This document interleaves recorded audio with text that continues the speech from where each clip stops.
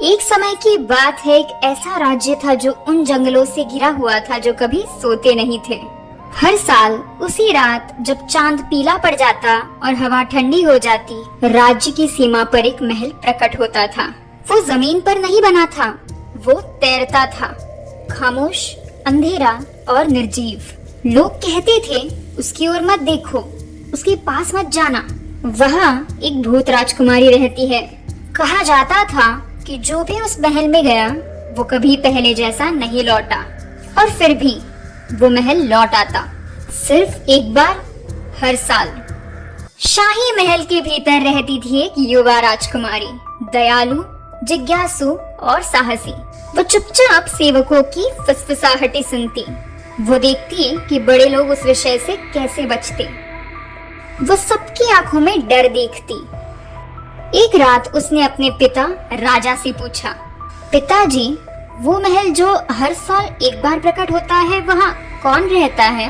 राजा का चेहरा बदल गया, उसकी आवाज कठोर हो गई। वो स्थान निषिद्ध है, तुम वहाँ कभी नहीं जाओगी। राजकुमारी चुप हो गई, लेकिन उसका दिल नहीं। उस वर्ष जब महल फिर से प्रकट हुआ, हवा पहले से कहीं ज्यादा भारी लग रही थी। जब पूरा राज्य सो रहा था, युवा राजकुमारी ने एक चादर ओढ़ी और अकेले चल पड़ी। हर कदम गलत सा लगता था, हर आवाज बहुत जोर से गूंजती थी। महल के दरवाजे अपने आप खुल गए, वो भीतर चली गई। महल ठंडा था, दीवारें नाम फुसफुसा रही थी, आईने चलती हुई परछाइयां दिखा रहे थे। और फिर उसने उसे देखा। एक लड़की टूटी हुई खिड़की के पास खड़ी थी, पीली त्वचा, खाली आंखें, एक ऐसी मुस्कान जो आत्मा तक नहीं पहुंचती थी। तुम आ गई, लोग आमतौर पर भाग जाते हैं। युवा राजकुमारी कांप उठी। क्या तुम भूत हो? लड़की धीरे से हंसी, दर्द से भरी हुई हंसी। नहीं, मैं भी एक राजकुमारी हूँ, मुझ पर श्राप है। उसने अपने हाथ दिखाए। हर साल मैं और छोटी होती जाती हूँ, मेरे लिए समय उल्टा चलता है। वो महल छोड़ नहीं सकती थी, वो सामान्य रूप से बड़ी नहीं हो सकती थी, वो मर भी नहीं सकती थी। जब मैं फिर से बच्ची बन जाऊंगी तो मैं गायब हो जाऊंगी।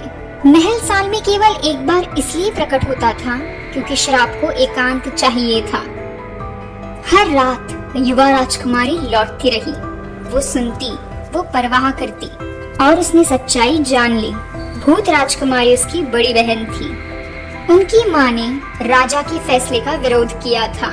जब श्राप दिया गया, रानी हमेशा के लिए महल छोड़कर चली गई थी। राजा उसका असली पिता नहीं था, वो सौतेला पिता था। डर ने उसे पत्थर दिल बना दिया था। युवा राजकुमारी ने सब कुछ आजमाया। उसने अपनी बहन को बाहर खींचने की कोशिश की, महल चीख उठा। उसने श्राप तोड़ने की भी कोशिश की, उसने उसे अपने महल में छुपाने की भी कोशिश की। सूरज निकलती ही भूत राजकुमारी गायब हो जाती। हर कोशिश असफल रही। श्राप शक्तिशाली था, लेकिन साहस उससे भी ज्यादा शक्तिशाली था।